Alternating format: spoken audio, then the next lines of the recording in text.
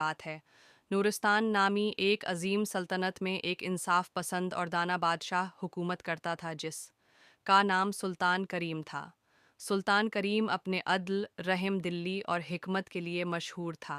उसकी सल्तनत में हर तरफ खुशहाली और अमन था क्योंकि वो समझता था कि एक बादशाह हर तरफ खुशहाली और अमन का बायस बनेगा।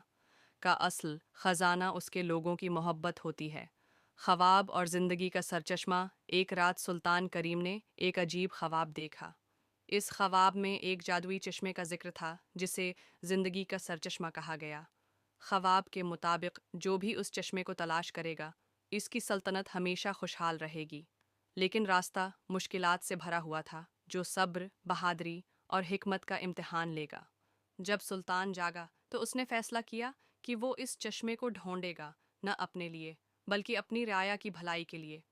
3 इम्तिहान सुल्तान करीम ने अपने मुशीरों से मशूरा किया और चंद वफादार साथियों के साथ सफ़र पर निकल पड़ा।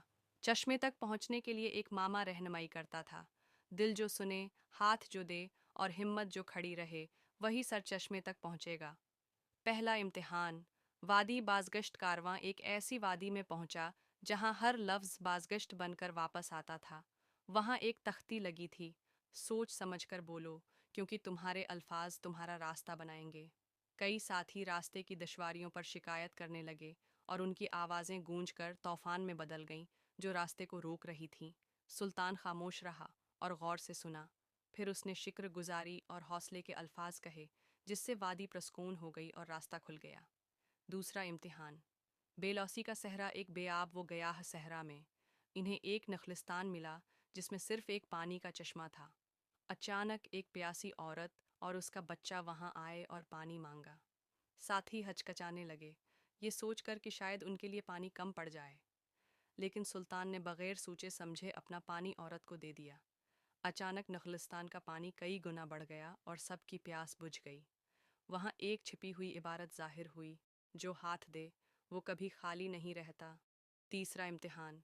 सायों की गार आखिरी इम्तिहान एक तारीक गार में हुआ जहां हर शख्स का सामना अपने सबसे बड़े खौफ से होता था। कई साथी खौफजदा होकर वापस पलट गए, लेकिन सुल्तान ने साबित कदमी दिखाई, दुआएं पढ़ीं और अपने ईमान से हौसला पाया। उसकी हिम्मत ने गार को रोशन कर दिया और तमाम साए गायब हो गए। गार के आखिर में उन्हें ज़िंदगी का चश्मा मिला। वापसी और सबक। सुल्तान करीम ने चश्मे के पानी को एक सुनहरी प्याले में भर लिया और नूरिस्तान वापस लौट आया। उसने पानी को सल्तनत की मरकज़ी नहर में बहा दिया, जिससे उसका असर पूरे इलाके में पहुंचा। खेत हरे भरे हो गए, लोग खुशहाल हो गए और नूरिस्तान अमन और तरक्की की अलामत बन गया। जब लोगों ने सुल्तान से उस सफ़र के बारे में पूछा तो उसने कहा, चश्मे की ताकत है पानी में नहीं बल्कि इन आजमाइशों में है जो हमें सुनना, देना और बहादुर बनना सिखाती हैं।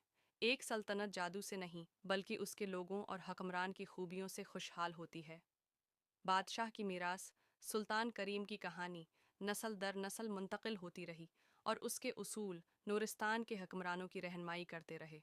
उसके अदल और रहम दिल्ली की मिसाल आज भी दी जाती है। कहानी का सबक हकीकी क़ियादत, बेलौसी, बहादुरी और दानाई में है।